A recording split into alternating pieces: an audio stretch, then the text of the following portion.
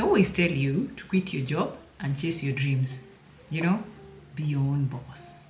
That way, you'll be able to work from anywhere, and make money in your sleep. But they always leave something out. Because here's the truth: working for yourself is not freedom. And believe me, because part of what I do is working for myself. Okay? Not at first. It's an emotional bootcamp disguised as living the dream. If you enjoy these kinds of content, consider supporting the channel via Buy Me Coffee, link in the description. And if you're ready to clean up your finances and finally start building wealth, grab my ebook, link in the description. Stay with me.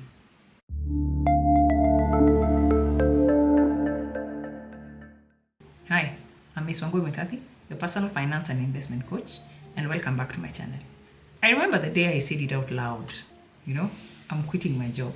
Although I had gone through hell for me to get to that point, and I decided I wanted to work for myself. People clapped, the few friends and family, the few people who cared. And those are the moments when you get into Instagram, they tell you welcome to freedom. When I was checking out Pinterest, it was just showing me women sipping coffee on balconies, wearing those nice silky robes with captions like CEO mornings. And for a while, I believed it. I believed I'd wake up at 9 a.m., take a yoga class, do those push things. Yoga is done like this or like that. That stuff. Up to date, I don't even know. I know you stretch. Something like that. I thought I'd, build my empire by noon and be done by 3. In my mind, I could see it. But nobody told me what happens when the laptop doesn't open.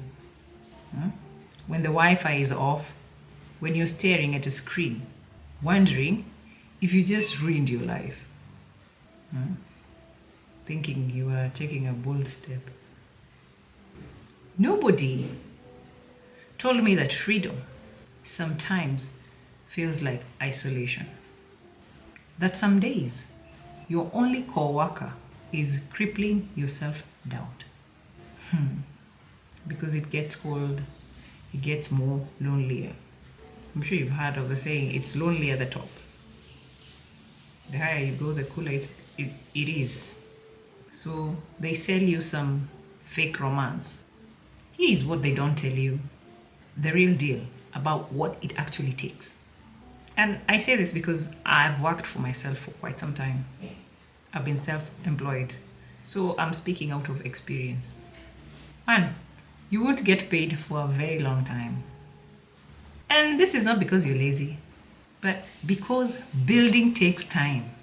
My dear, you'll post and post, you'll sell and sell, and still be broke for months. 2, you'll wear all the hats. That's why you'll meet people, they call you CEO, you say yes. You go the other side, they're calling you cleaner, yes. The accountant, yes. Marketer, yes. You're just everything. So 1 minute you're writing emails, the next minute you're crying because Canva crashed or Cricut and you don't have time. Maybe it's a last minute order and you have to do something. In short, there's a toil of emotions. That's something people will never tell you. 3, you'll question yourself every single day. Not once, not twice, every single day. And sometimes even in a day, severally. Especially when things are not working out. And this is when those thoughts, funny thoughts of, was I better off being employed? They start creeping in. You find yourself asking, am I even good enough? Am I good at this? Or should I just go back to being employed? But you see, no one posts that. Nobody. They only show you the 6-figure launch and the Bali background. And that is what we all want. You see, these things, they take a mental toll on you. Let's talk about the emotional part. You see, working for yourself isn't just a job, it's a mirror. It shows you your worst habits. If you are not ready to face yourself, don't start a business. Don't think about being self employed because it will open your eyes to parts of you that you were not ready to see. It will show you your money traumas, your self worth issues, and stuff like that. All of it. You'll start to notice that you don't rest unless you earn it. You'll realize you tie your value to productivity. And of course, you'll burn out in silence because you asked for this. You see, entrepreneurship doesn't just drain your time, it confronts your identity. And if you're not careful, my dear, you will become your work. Awesome?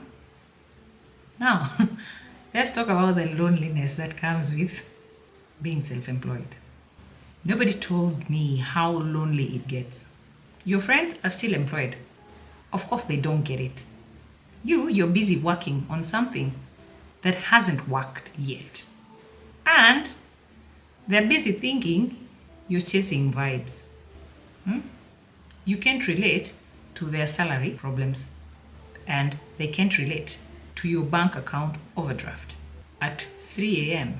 while you're trying to sell your second digital product for $7. The sad thing is, even your family members start looking at you sideways, you know? Like, so what exactly do you do again? I don't know, because of your struggle, the way you're struggling. And because no one understands, you suffer in silence. I've done this plenty of times, trying to pretend you're okay because admitting struggle feels like failure. But here's the plot twist, because everything has two sides, or even three. Depends on how you choose to look at things, yeah? Despite all this, we choose to stay. Like for me, you tell me if I choose between being employed and working for myself, entrepreneurship, business, I'll choose business anytime. Okay?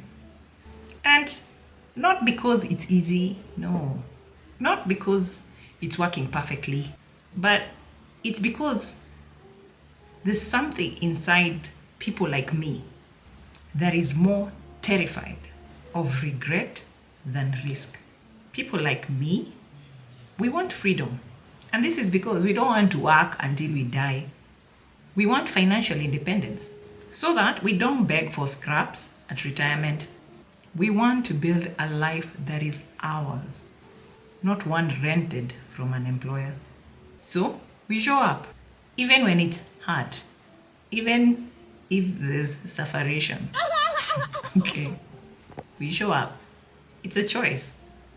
Even when it seems like nothing is working, because there are days you'll feel like you're doing nothing, we still show up. Even when the algorithm ignores us. When clients ghost us. I remember sometime last year, November, there was this client, I was so depressed for like almost a month because I thought I lost that client. I made one tiny mistake and my client was so angry, but she came back last month. I thank God for that. But regardless, clients ghosting and coming back, we still show up. Even when our bank accounts are whispering, go back to employment. We show up. We stay. Because I'd rather build a shaky dream than be in a stable prison. But that's just me. We are allowed to be different. Okay? So, and we can't all fit into entrepreneurship. Okay? But of course, there's things I wish someone had told me. Okay? I wish someone told me, Koi, you're not lazy. You're just building from scratch. I wish someone told me, Koi, you're not behind. You're just not getting algorithmic validation yet. And most importantly, I wish someone had told me that this path that you're choosing is hard, but it's not wrong. So if you're sitting in your pajamas at 2 p.m., wondering if it's worth it, if your account balance is terrifying, but your vision won't let you quit, this is your sign. So keep going. Build it scared, build it tired, build it anyway.